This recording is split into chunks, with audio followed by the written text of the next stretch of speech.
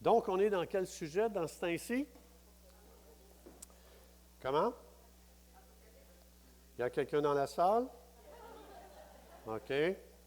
Alors, on est dans le sujet de l'Apocalypse, puis on étudie quel sujet? Les 7 églises. Donc, apocalypsis veut dire quoi?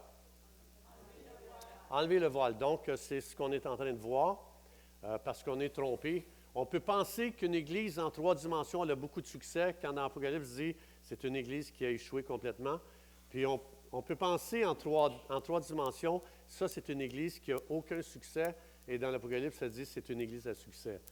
C'est toujours le contraire. C'est toujours ce que nous, on a établi comme succès, ce n'est pas le succès de Dieu. Et ce qu'on a établi comme échec d'église, Dieu dit non, ça c'est une église à succès. Et c'est pour ça que c'est déroutant. C'est déroutant parce que comment c'est vu l'Église dans le monde multidimensionnel, c'est complètement différent de ce que nous on voit. Alors, c'était quelle Église donc on étudiait? Ah, je vous ai donné la réponse, hein? C'est toujours comme ça, c'est toujours comme ça. J'ai toujours voulu aider les gens. Moi, à l'école, je copiais sur mes amis pour les examens. Ça fait que j'ai dit, moi, là, si un jour j'enseigne, je donne toutes les réponses aux gens, je vais les aider. Donc, alors, on va continuer. On est rendu dans cette partie où est-ce que Jésus, il a dit, voici ce que j'ai contre toi. Puis, c'est Christian tantôt qui l'a dit dans son partage. Très bon partage, Christian, merci. Donc, Jésus a dit, voici ce que j'ai contre toi, c'est que tu as abandonné ton premier amour. C'est drôle parce que ce matin, Fille est venue chanter en avant, vous l'avez vu? Fille, ma petite fille, vous l'avez vu? Quand elle est arrivée, j'avais l'impression de revoir Thérèse à 18 ans. C'était vraiment... C'était comme, oh boy, il va falloir que je rajeunisse. Donc, on dirait que c'est copier-coller, c'est vraiment spécial. Merci, Fille, d'être venue chanter. Et sa maman, son papa sont ici, et elle est là. Est-ce qu'on peut les applaudir? Oui, oui, oui. Alors, donc, Jésus va dire à l'Église d'Éphèse, il va dire ceci, « Mais ce que j'ai contre toi, on l'avait dit, c'est que tu as abandonné ton premier amour. Souviens-toi d'où tu es tombé et repens-toi. Métanoéo. » Alors, ma question, c'est quoi la valeur d'une repentance? Est-ce que ça change quelque chose dans ma vie de me repentir? Vous êtes sûr? OK. Alors, on va voir la valeur de la repentance. OK? Regardez bien ce que Jésus va dire par rapport à la repentance. Il va dire dans Luc 13, 3, il va dire ceci. Jésus dit, je vous le dis, si vous ne vous repentez, métanoéo, vous périrez tous également. Et tabarouette! Oh! Ça veut dire que la repentance, c'est puissant. Apolumie, ici, ça veut dire périr, ça veut dire... Hop! Je suis rendu où? Plus haut, hein? Bon. Alors, je retourne là où j'étais. Ça, c'est quoi? Il a changé. OK, attends un petit peu ici. Donc, désolé. Apolumie veut dire perdu. Ça veut dire si tu ne te repens pas, tu vas te perdre. Si tu ne te repens pas, tu vas être détruit. Et Colin, sérieux? Si tu ne te repens pas, tu vas périr. Et si tu ne te repens pas, tu vas vivre une fin misérable. Et tabarouette, je suis bien mieux de savoir, ça veut dire quoi se repentir de bord? Et comment on se repent?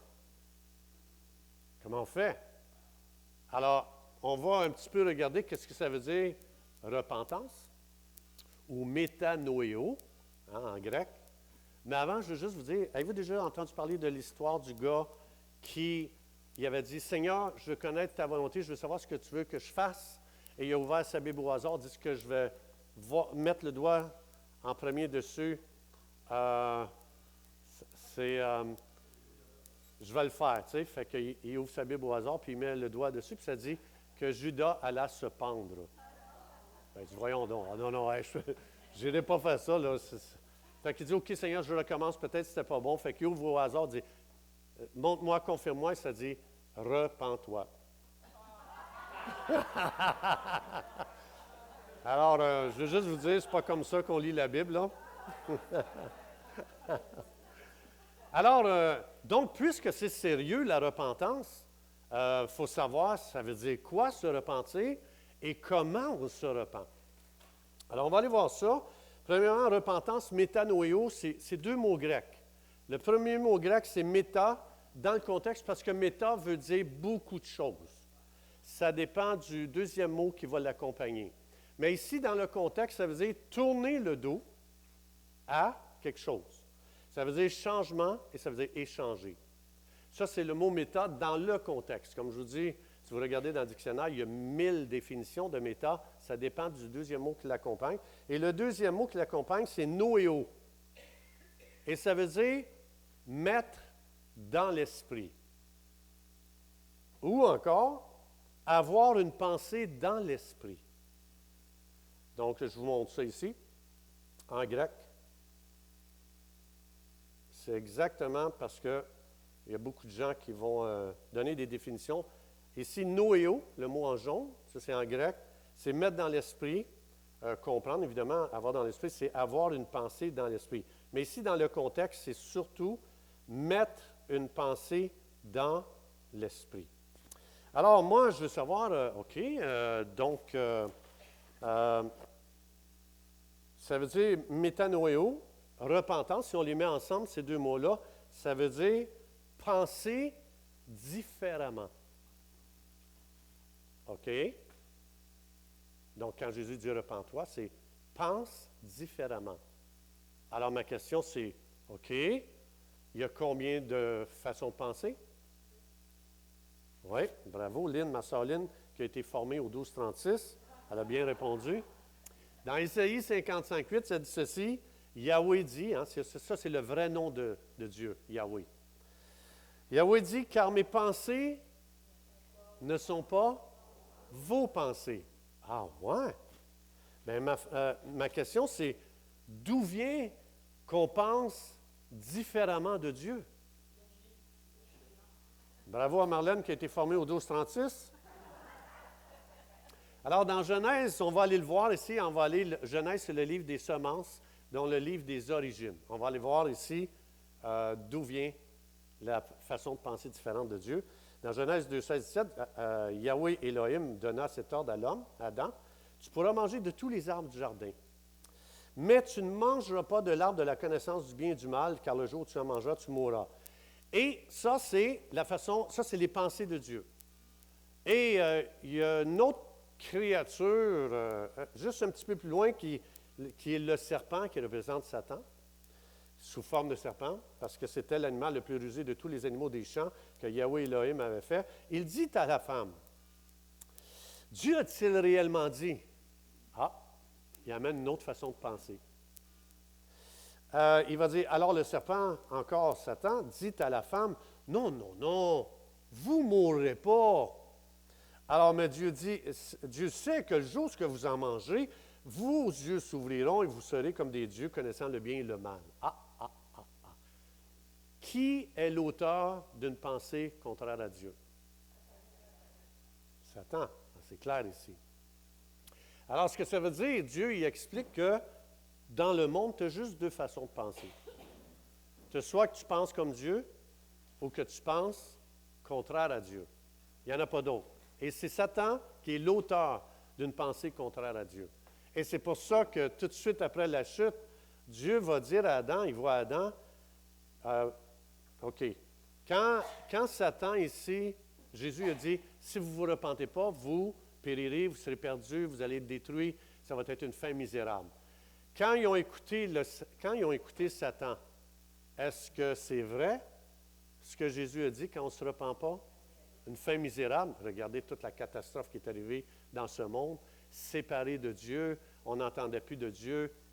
Ensuite de ça, on était attaqué par les puissances spirituelles du mal le jour où on a écouté cette voix-là. Alors, ça a été horrible. On a vécu l'enfer. Ce qu'on a vu avec Sean Feucht, ça vient toujours de là. Tous les malheurs qu'on vit sur la terre ont cette source-là ici. Parce qu'il y a une autre voix qui parle dans ce monde. Et chaque fois qu'on écoute cette voix-là, c'est horrible les conséquences. Et c'est pour ça que Dieu va dire ici tout de suite après, donc oui, évidemment, ils ont écouté Jésus, il dit, c'est pour ça que si tu ne te repens pas, si tu ne penses pas différemment, ça va te coûter très cher. Autrement dit, je le reformule, si tu ne penses pas comme Dieu, la facture va être énorme. C'est ça que ça veut dire. C'est ça que Jésus voulait dire. Alors, c'est pour ça que Dieu va dire ici, juste après, dans Genèse 3:11, et Yahweh et Elohim dit à Adam, qui t'a appris? J'ai une question aujourd'hui. Qui t'a appris ce que tu connais sur un sujet aujourd'hui? Prends n'importe quel sujet. Qui t'a appris ce que tu connais? Peu importe ce que tu étudies, peu importe dans quelle université, qui t'a appris ce que tu connais aujourd'hui? Parce qu'il y a seulement deux sources de pensée. Et, ou encore, je pourrais dire, qui t'a appris ce que tu crois même? Alors, comme on a vu dans Ésaïe, il y a seulement deux façons de penser. Alors, Dieu ici va dire, qui t'a appris? Donc, quel était le problème d'Éphèse pour que Dieu lui dise, si tu ne te repens pas, j'enlèverai ton chandelier.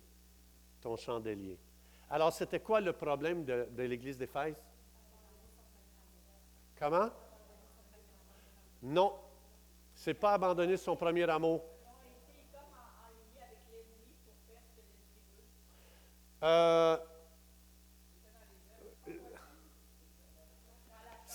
OK, je reviens.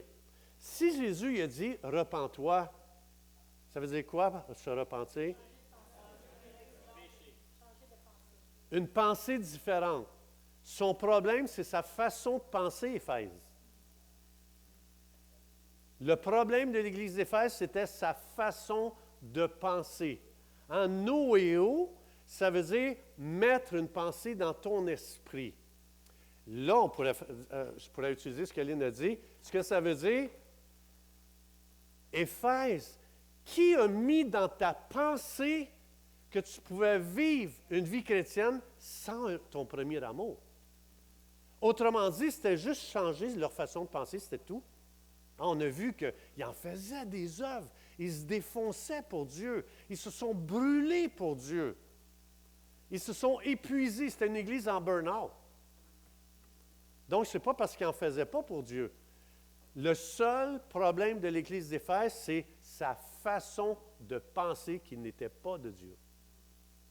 Ça, c'est son vrai problème, qui a créé que je peux vivre une vie chrétienne, je peux me défoncer comme chrétien à faire plein d'œuvres, faire plein de choses pour Jésus, sans mon premier amour. Jésus dit, change ta façon de penser. Ton vrai problème, c'est que tu as accepté, comme Adam et Ève, tu as accepté que quelqu'un d'autre que moi mette quelque chose dans ton noyau, c'est-à-dire mettre dans ton esprit. Il est là son problème. Et Jésus il a dit, si tu ne te repens pas, tu vas avoir une fin misérable. Qu'est-ce que Jésus va dire ici à Éphèse? Il dit, si tu repens-toi, sinon je viendrai à toi, j'ôterai ton chandelier de sa place. Ça veut dire que l'Église était pour fermer. Pourtant, c'était des églises avec des programmes, des conférences, plein d'activités inimaginables que jamais nous autres, on a réussi à faire. Mais pourtant, cette église-là, lisez-la, vous allez voir, écoutez, tous les mots grecs qu'on a vus, c'est fou comment elle était engagée dans une activité. Jésus dit, il n'est pas là le problème. C'est qu'il y a juste deux sources de pensée dans le monde et tu n'as pas ma pensée sur concernant c'est quoi une vie chrétienne. Toi, tu penses qu'il faut faire pour Dieu. Quand moi, je te dis, non, c'est de revenir à ton premier amour. Alors, c'est pour ça, Jésus a raison. Si Éphèse ne se repentait pas, Éphèse aurait été détruit. Il y aurait eu une fin misérable, ses portes auraient fermé. Ce que ça veut dire, c'est fou comment c'est important ce qui rentre ici, là. C'est incroyable comment ce que Satan veut faire, c'est juste mettre dans notre esprit une autre pensée que celle de Dieu. Et il veut faire ça pour chaque croyant, hein? Alors, je rephrase. Ce que ça veut dire, métanoéo, Hein, méta, qui voulait dire quoi donc? Oui. Changer, échanger, tourner le dos à. Hein? Et noéo, qui veut dire une pensée dans ton esprit. Ça veut dire métanoéo, repentance, ça veut dire je tourne le dos à mes pensées pour embrasser les pensées de Dieu. C'est ça que ça veut dire, métanoéo. Ou encore, j'échange mes pensées pour adopter les pensées de Dieu. C'est ça que ça veut dire, métanoéo. Tout est une question de pensée. Parce qu'une pensée crée une action ou un comportement. Alors, c'est pour ça que Dieu savait très, très bien que si la pensée de l'Église d'Éphèse changeait, tout son comportement serait changé. La religion, c'est de dire « change ton comportement », mais tu n'as jamais changé la pensée de la personne. Ça, c'est de la religion.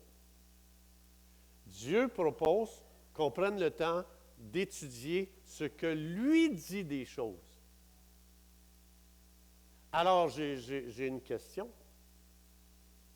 Puisque métanoéo, c'est tourner le dos à mes pensées pour embrasser les pensées de Dieu, qui va produire un comportement différent.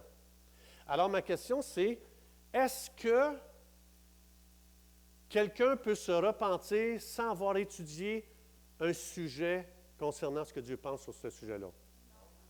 Ah! Intéressant. Ça veut dire que je dois d'abord, je ne peux pas me repentir si je n'ai pas entendu Dieu parler sur un sujet. C'est vrai? Alors, expliquez-moi, c'est quoi ce genre de preacher sur le coin des rues qui va crier en ville? « Repentez-vous! » OK, ça veut dire quoi? Il y en a même qui ont une pancarte hamburger, là, tu sais. « Repent, or you will perish. » Je veux dire, c'est quoi cette affaire-là? C'est quoi ce genre de message-là?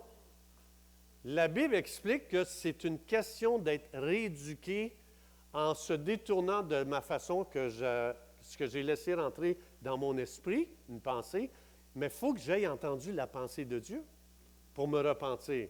Sinon, il n'y a pas de repentance. C'est impossible de dire « je me repens ». Ah oui, tu as étudié la pensée de Dieu sur le sujet? Non, mais je me repens. Repens de quoi? Ça n'existe pas, ce genre de repentance-là. Ce n'est pas un mot magique. Ce n'est pas un mot qu'un perroquet répète. C'est quelqu'un qui a dit, je vais aller, je pense pas comme Dieu, je vais demander soit à quelqu'un qui m'enseigne ce que Dieu pense sur un sujet ou que je l'étudie moi-même. Après avoir entendu ce que Dieu pense, là, je peux métanoéo. Là, je peux tourner le dos à ma façon de penser et d'embrasser la sienne. Mais tant que je ne connais pas la sienne, je ne pourrai jamais, jamais, jamais me repentir. C'est ça que ça veut dire. Alors, c'est pour ça qu'on a eu tellement des images weird, bizarres. C'est incroyable. Ces preachers-là sur le coin des rues qui crient « Repentez-vous » à une ville. Puis c'est terrible de dire aux gens « Changez de comportement si vous n'avez pas changé sa pensée ». Jésus, il a dit « Ton problème, Éphèse, c'est ta façon de penser. Tu ne penses pas comme moi, c'est tout. Étudie ma pensée concernant c'est quoi une vie chrétienne. » Et tu vas découvrir que ce n'est pas en se défonçant dans des œuvres et des programmes et des techniques que vraiment tu vis une vie chrétienne. Ça n'a pas rapport. Tout est une question de pensée. Alors, c'est ça. Autrement dit, une conversion, c'est un voyage. Le premier jour que je dis « Jésus, je crois en toi », c'est la première fois que je prends un pas en disant « Je vais commencer à me détourner de mes pensées pour étudier ces pensées et me repentir, et me repentir, et me repentir. » Quand je prépare un enseignement, c'est inimaginable le nombre de fois que je me repens. Ou encore, c'est inimaginable comment je pense différemment. Parce que c'est ça que ça veut dire, métanoéo. Ça veut dire que ça change complètement ma façon de penser. Alors, une personne, un témoignage ou un exemple excellent de repentance, c'est l'apôtre Paul. Qu'est-ce qu'il faisait, l'apôtre Paul? On va aller le voir ici. Oui, bravo, formé au 1236. C'est vraiment, c'est impressionné. Non. OK, avant sa conversion, métanoéo, Paul, ici dans Acte 8, Il ravageait l'Église. Ah, OK. Pénétrant dans les maisons, donc il défonçait les portes, il arrachait les hommes de leurs femmes, il les faisait jeter en prison. Eh boy, OK. Cependant, Paul respirait encore la menace et le meurtre contre les disciples du Seigneur. J'ai une question. Pourquoi Paul se comportait comme ça?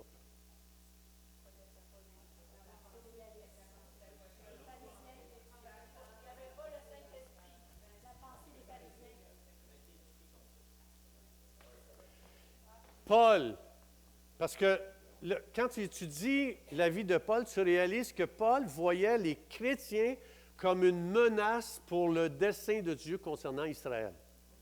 Hein? C'est ça, Paul. Alors ma question, c'est Paul, qui a mis dans ton esprit cette pensée-là? Et j'ai une question. C'est-tu vrai ce que Jésus a dit? Si tu ne te repens pas, tu vas périr, Paul? Hein? Apolumie, ça veut dire, Paul, premièrement, tu es perdu. Change ta façon de penser. Paul, tu vas détruire ta vie. Change ta façon de penser. Paul, tu vas périr et ta fin va être misérable. Donc, quand Jésus nous dit de se repentir, c'est qu'il veut nous sauver de énormément de problèmes. Autrement dit, Dieu dit, mon but dans ta vie, quand tu t'es tourné vers moi, c'est de resetter tout ce que tu as appris jusqu'à présentement par les systèmes de ce monde et je vais te rééduquer par la pensée de Dieu. Ça, c'est une repentance. Mais ça n'a rien à voir avec les éducations, nos bacs, nos maîtrises, nos doctorats. Ça, ce n'est pas une éducation. Ça ne m'amène jamais à penser comme Dieu.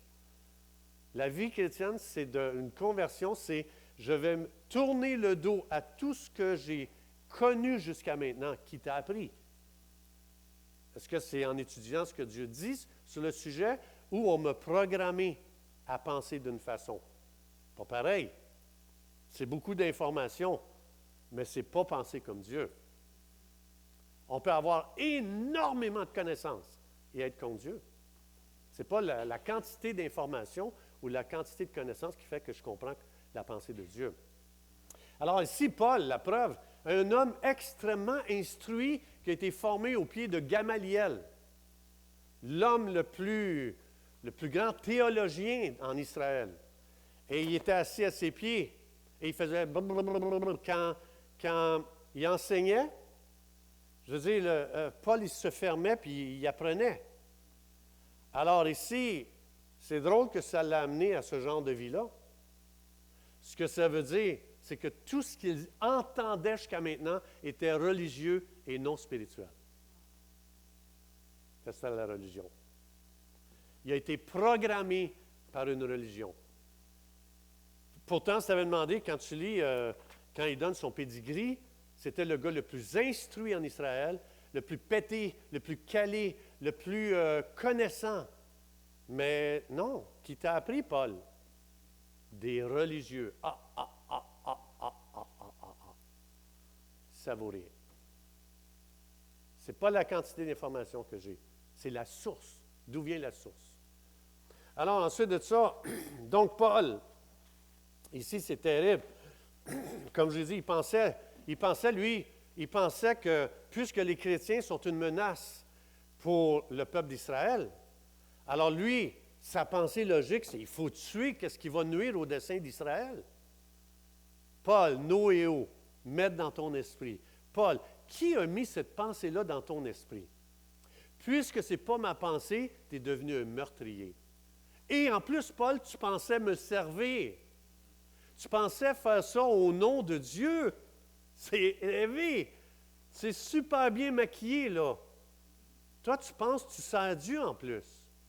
Alors, Paul va faire une expérience extraordinaire. Est-ce que Paul peut se repentir? Pas encore. Parce qu'il y a une pensée qui a été mise dans son esprit qui n'est pas la pensée de Dieu.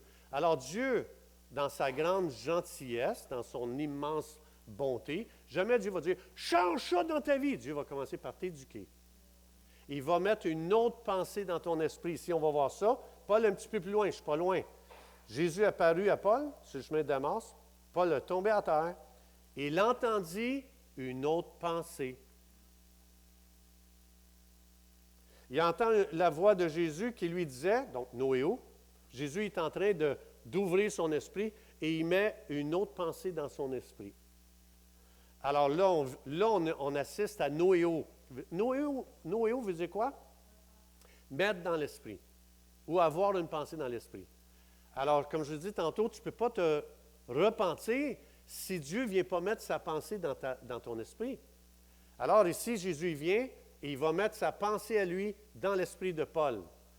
Noéo, il va dire, et là voici ce que Jésus va lui dire, Saul, qui était son nom avant sa conversion, pourquoi me persécutes-tu?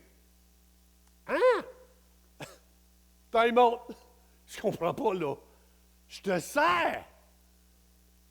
sers, moi, là. Cette peste-là de chrétiens, il faut les éliminer. C'est en train de nuire au plan de Dieu pour le peuple d'Israël. Ils sont en train de détruire les fondations que Moïse nous a données. Alors Jésus, qu'est-ce qu'il fait? Il va semer une pensée qui est celle de Dieu dans l'esprit de Paul. Alors, Paul ne savait même pas qu'il persécutait. Alors Saül répondit, « Mais t'es qui, toi? Seigneur! » Il savait très bien, son expérience était extraordinaire. Alors, Jésus lui dit, « Je suis Jésus, le victorieux, celui que tu persécutes. » Noéo. Il vient d'avoir une nouvelle pensée dans son esprit. Et maintenant, Jésus va lui dire, « Lève-toi et va à la ville. » Et on va dire ce que tu dois faire. Quelques jours plus tard, pas des années, là. Il n'est pas allé au collège biblique encore. Il n'y a pas de formation, là. Il y a eu une pensée différente de celle qu'il avait reçue avant. Il y en a eu juste une. Et quelques jours après, au même instant, il tomba de ses yeux des écailles, donc ça ne faisait pas longtemps parce qu'il était tombé aveugle. Il se leva et fut baptisé tout de suite. Hein? Transformation. Est-ce que c'est Jésus qui dit « Hey, toi là, change ça, change ta vie. » Non, non. Il a donné juste une autre pensée. Et déjà, le gars commence à manifester. Il se fait baptiser. Et ensuite, ça ne dit pas juste ça, regarde. Et après qu'il eut pris un peu de nourriture, les forces lui revinrent, et Saul resta quelques jours avec les disciples qui étaient à Damas, et aussitôt, pas après le collège biblique, comme Christian disait un matin, aussitôt, il devient un autre homme. Comment? Comment il est devenu un autre homme? Une pensée, celle de Dieu. Il a embrassé, il s'est détourné de ses pensées, il a embrassé la pensée de Jésus. Paf! Transformation sans effort. Aussitôt, il va prêcher dans les synagogues que Jésus est le Fils de Dieu. Tous ceux qui l'entendaient étaient dans l'étonnement, ils disaient « Hey, n'est-ce pas le gars qui nous persécutait, cela, à Jérusalem? Ceux qui invoquent le nom de Jésus, n'est-il pas venu ici pour les amener liés devant les principaux sacrificateurs? » Cependant, Paul se fortifiait de plus en plus. Il confondait les Juifs. Bang! Un revirement total, juste par une pensée mise dans son Noéo. Voilà ce que c'est qu'une vraie transformation. Ce n'est pas quelqu'un qui dit « Hey, là, il faut que je change ça dans ma vie, je suis impatient, je suis colérique, hey, là, il faut que je travaille là-dessus. » Non, tu as juste besoin de changer ta pensée, c'est tout. Tu as juste besoin du point de vue de Dieu sur la colère, sur l'impatience. Si tu avais la pensée de Dieu, tu ferais exactement le même processus que ce gars-là. La transformation ne vient jamais en travaillant sur nous. La transformation vient en changeant sa pensée. C'est cruel de demander à quelqu'un de changer de comportement si tu ne changes pas sa façon de penser. C'est ça que ça veut dire, métanoïo. Penser différemment. Et c'est ça que Jésus a dit à Éphèse. Ton problème, Éphèse, c'est ta façon de penser. Pourtant, tu es une église. et tu ne connais pas ma pensée. Vous vous défoncez dans les programmes, mais vous ne connaissez pas ma pensée. Vous êtes engagé dans l'activité, mais vous ne connaissez pas ma pensée. Vous vivez dans une pensée séparée de Dieu. Vous utilisez des techniques humaines pour opérer dans l'Église. Vous ne fonctionnez pas. Éphèse ne fonctionnait pas avec la pensée de Dieu pour faire l'Église. Et j'ai été coupable moi-même. J'ai suivi des cours d'entrepreneur quand j'étais pasteur à l'époque pour savoir comment gérer une Église. Grave erreur. Grave erreur. Et je me repens. Et je me repens. L'Église n'est pas une business. Comme Denis l'a bien dit ce matin, c'est une famille. Je n'ai pas suivi de cours d'entrepreneur pour élever ma famille. J'ai étudié le point de vue de Dieu, comment éduquer mes enfants. J'ai étudié le point de vue de Dieu, comment aimer ma femme. J'ai étudié le point de vue de Dieu, comment devenir un bon père quand je n'ai pas eu de père. Il a fallu que j'étudie son point de vue. Et quand Dieu a mis sa pensée à lui dans mon esprit, Noéo, je suis devenu un bon père sans aller suivre de cours de bon père. Parce que ta façon de penser crée toujours ton comportement. Donc, Paul, puisqu'il n'avait pas la bonne pensée, il avait un mauvais comportement, c'est logique. Et quand j'entends des preachers, un chrétien qui fait ça, c'est honteux, et blablabla. Non, dis-nous qu'est-ce que Dieu pense. Mets la pensée de Dieu dans mon esprit, puis ma vie va changer. J'ai besoin de savoir, j'ai besoin de penser comme Dieu. C'est tout. Je n'ai pas besoin que tu me condamnes puis tu mettes de la pression, que tu pousses sur moi. Change ta vie, change ta vie, change ta vie. Tu veux faire de moi un religieux? Parce qu'un religieux, c'est ça. Tu ne connais pas la pensée de Dieu puis tu t'obliges. Un chrétien doit faire ceci. Un chrétien ne doit pas faire ça. Un chrétien. Ma pensée n'a toujours pas changé. Tout est dans la pensée.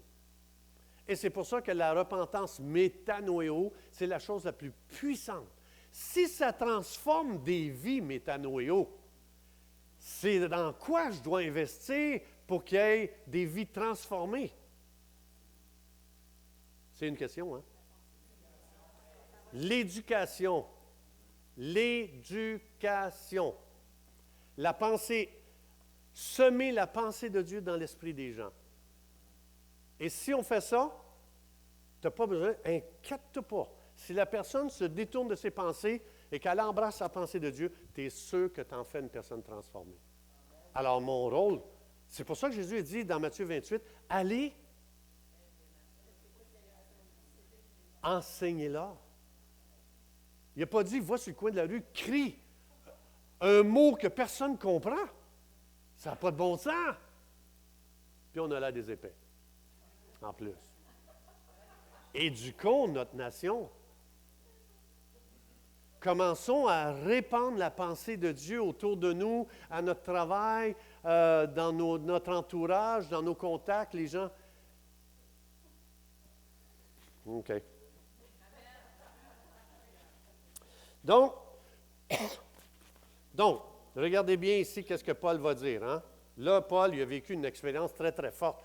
Lui, il a connu c'était quoi de Noéo, mettre dans ton esprit. Lui, il a vu la puissance de ça. Et Paul va dire ici, il dit, nous avons quoi? Parce qu'il sait, lui, que la pensée avant sa conversion n'était pas de Dieu. Là, il l'a découvert. Et là, il a fait l'expérience, c'était quoi? Avoir la pensée de Dieu en nous. Autrement dit, c'est impossible de penser comme Dieu et de rester la même personne. Je recommence. Je répète. Il est impossible que tu continues à être la même personne en ayant les pensées de Dieu en toi. Impossible. Parce qu'une pensée crée un comportement. Et c'est pour ça que Dieu cible. C'est pour ça que Dieu nous a donné 66 livres qui nous expliquent ce qu'il pense sur tous les sujets. Il n'y a aucun sujet dans la Bible qui n'est pas là. Alors, donc, ça veut dire,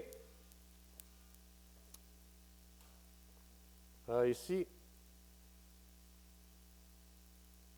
bon, Alors, c'est pour ça que Jésus a dit, bon, allez enseigner les nations. Donc, ce que ça veut dire, moi, j'ai étudié les systèmes de ce monde. J'ai étudié ce que Dieu pensait des gouvernements. Je suis arrivé à la conclusion que s'il n'y a pas un métanoéo dans le système du gouvernement, on va périr. Hé, c'est fort ce que tu dis. Non, non. Je l'ai déjà enseigné ici à l'Église, l'origine des gouvernements. C'était qui, donc, le gars? Qui a commencé? Non. Nimrod. Et pour construire, pour mettre la base d'un gouvernement, c'est avec qui a dealé, donc? Sur le top, là, de la tour de Babel, là, le monticule, là. Les démons, c'est vrai, les démons. Ça, c'est la fondation. Alors après ça, quand ça s'est développé, pourquoi vous pensez que dans l'Apocalypse, Dieu va détruire tous ces systèmes-là? S'il était bon, il ne les détruira pas. Donc, sans maténoéo, autrement dit, sans penser différemment du système du gouvernement, nous périrons. Pas pour rien que Jésus dit, quand vous priez, priez que ton règne vienne, que ta volonté soit faite sur la terre comme au ciel. J'ai aussi étudié le système de justice. Qu'est-ce que Dieu pensait sur le système de justice? Je suis arrivé à la même conclusion. S'il n'y a pas un métanoéo, s'il n'y a pas un penser différemment, on va périr avec ce système-là. J'ai aussi étudié le système médiatique. Je suis arrivé à la conclusion que s'il n'y a pas un métanoéo sur le système médiatique, on va périr. La preuve, hein, on l'a vu quand Jésus a dit « Je oïda Éphèse ». Qu'est-ce que ça voulait dire? Pas de oïda voulait dire quoi? Ah, des oui-dire. Alors, ça veut dire que les médias, ils vont voir pour moi sur place et ils me donnent leur version à eux. C'est pas oïda. Oïda, tu devrais... Qui se souvient c'était quoi pour avoir oïda? Présent sur place toi-même en personne. Ensuite, que tu aies vu de tes propres yeux, ce n'est pas un autre qui voit à ta place. Ensuite, entendre toi-même, ce n'est pas un autre, ce n'est pas des oui-dire, comme Pasteur Denis vient juste de dire. Et l'autre, je devais être avec une attention focalisée pour essayer vraiment de comprendre ce qui se passe. Oïda. Et ça, c'est loin du système médiatique. J'ai aussi découvert en étudiant, j'ai découvert que s'il n'y a pas un métanoéo dans le système d'éducation, c'est catastrophique. J'ai aussi découvert dans le système financier, selon la pensée de Dieu, si on continue comme ça, on s'en va dans une catastrophe fatale. J'ai aussi découvert tous les principes de la communauté dans Lévitique. Dieu a dit comment fonctionner en tant que communauté. Et je vous promets, tout ce que j'ai étudié concernant une communauté, il n'y a rien qu'on fait concernant ce que Dieu dit quand on construit une communauté. Ça, qui t'a appris? Qui t'a appris? Il y a juste deux façons de penser. Il y a seulement que deux sources. Alors, regardez bien ici. Alors, ce que ça veut dire, regardez pourquoi l'Église primitive était tellement puissante. Dans Actes 2,42, il persévérait dans... Ça fait quoi l'enseignement encore?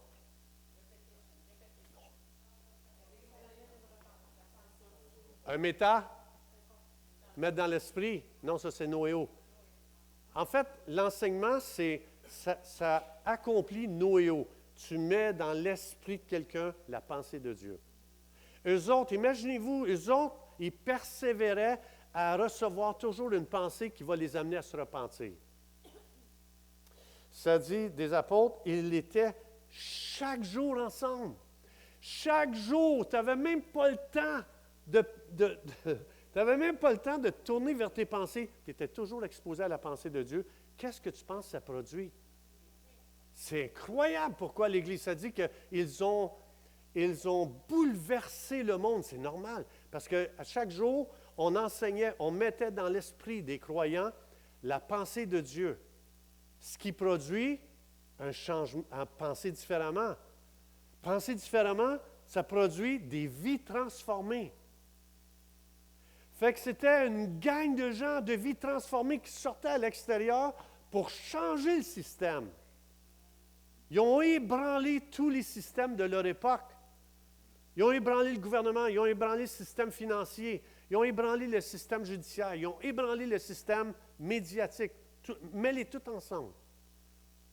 Parce que tous les jours, ils avaient complètement un autre point de vue qui les amenait dans un style de vie très, très, très, très, très, très, très puissant.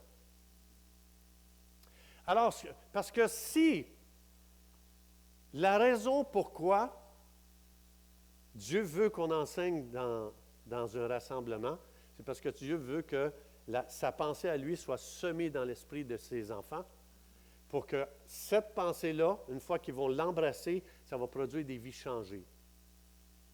Et moi, c'est pour ça que Jésus a dit, va faire des disciples, va faire des gens qui vont avoir la pensée de Dieu. Ça veut dire que moi, le but de ce que je suis en train de faire ici, je suis en train de mettre des outils entre vos mains pour qu'un jour, vous puissiez investir dans la vie de quelqu'un. Ça, c'est le but. Je ne veux pas juste donner un bon message, puis c'était bon. Non, non, ça, c'est scrappé. Si ça donne ça comme effet, c'est j'ai manqué mon coup. Je veux mettre dans vos mains des outils. Puis si vous avez l'intention d'investir dans quelqu'un, Matthieu 28, tout le monde doit investir dans quelqu'un. Si vous écoutez dans le but d'investir dans quelqu'un, un jour, ce que vous venez d'apprendre aujourd'hui, je vous promets que votre écoute va être divine. Parce que vous dites, il faut que je me souvienne de ça parce que je vais l'investir, ça, dans quelqu'un, là. Et vous allez prendre le message, vous allez l'écrire pour l'intérioriser et inviter le Saint-Esprit à vous éduquer, vous révéler. Puis là, vous allez devenir quelqu'un que Dieu va pouvoir dire, toi, je t'utilise pour former des disciples. C'est ça que Dieu veut faire. Mais si ce n'est pas mon but, vous allez arriver à cet endroit-là. Ça me donne quoi d'aller à l'église aujourd'hui et écouter un message de plus? Ça va changer quoi, ça, dans ma vie? Ça veut dire que je n'écoute pas dans le but de faire des disciples. Je fais juste écouter passivement. Et ce que ça fait, je deviens comme une mer morte. Je reçois. Vous connaissez la mer morte? On est allé en Israël, je me suis baigné là-dedans. Puis, la mer morte, elle reçoit, et ça s'arrête là. Et c'est ce qui fait qu'elle meurt. Pourtant, elle reçoit de l'eau de vie de l'extérieur. Mais parce qu'elle ne redonne pas, elle meurt. Et c'est là qu'on entend des chrétiens dire, pourquoi j'irais écouter un message de plus? Ça va donner quoi, ça, dans ma vie? Ça, c'est parce que tu prends une position de quelqu'un qui écoute passivement. Mais si tu dis, il faut que je comprenne ça parce que je vais devoir, moi, un jour, l'investir dans quelqu'un. Je vous promets que votre écoute va être complètement céleste. Et ça va être complètement différent. Et c'est à ça qu'on est appelé. J'outille. Mon mandat, c'est d'outiller le corps de Christ pour qu'ensuite de ça, vous investissiez dans la vie des gens. C'est ça mon but. Et regardez ici, Paul, qu'est-ce qu'il va dire? Ah oui! Regardez ici, j'ai une question pour vous. Autant les cieux sont élevés au-dessus de la terre, autant mes voix sont élevées au-dessus de vos voix et mes pensées au-dessus de vos pensées. Dites-moi, qu'est-ce que Dieu dit? Sont où les pensées de Dieu ici? Très, très, très, très, très, très, très élevées. Alors, j'ai une pensée. Si je commence à mettre les pensées de Dieu dans mon esprit, qu'est-ce qui m'arrive? Je vais à un autre niveau, parce que ce n'est plus ma façon de penser. Dieu dit, vos pensées sont très basses. Les miennes sont très hautes. Donc, si je commence à mettre les pensées de Dieu dans mon esprit, ça fait quoi? Je commence à penser, à voir, entendre, comprendre à un autre niveau. Et savez-vous qu'est-ce que ça produit? Ça produit ça ici. Psaume 119, 99, qui connaît le verset? Je suis plus instruit que mes maîtres. Il va dire ici, car tes préceptes, tes paroles, tes pensées, tes enseignements, Noéo, sont l'objet de ma méditation. Quand tu médites ce que Dieu pense, tu deviens plus intelligent que les savants de ce monde. Ce n'est pas un bac qui m'amène là, c'est les pensées de Dieu dans mon esprit. Un bac, une maîtrise, un doctorat ne t'amènera jamais là. Jamais. Aussitôt que je commence à me tourner vers Dieu, dire, je ne pense pas comme toi et j'aimerais penser comme toi. Tu entreprends un voyage qui va complètement t'amener que tu n'aurais jamais pensé aller. Et c'est pour ça que Paul va dire ici dans Philippiens 4.9, il va dire, ce que vous avez appris, reçu, entendu de moi, et ce que vous avez vu, pratiquez-le.